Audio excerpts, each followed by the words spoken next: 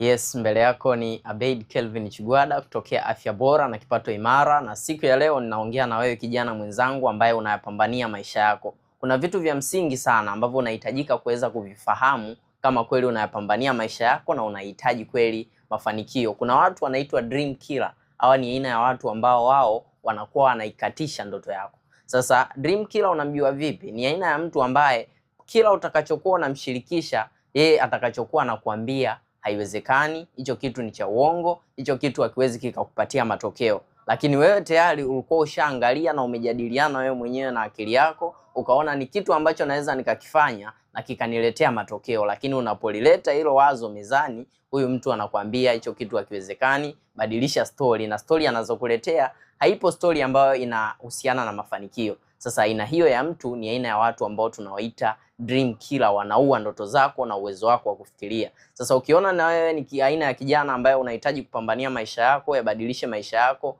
lazima usiwe karibu na aina ya watu ambao wanaua ndoto zako, isipokuwa uwe karibu na watu ambao wanakukumbusha kuhusiana na ndoto zako. Ni kijana mdogo mwenye mitazamo ya kibilionea kutokea Afya Bora na Kipato Imara.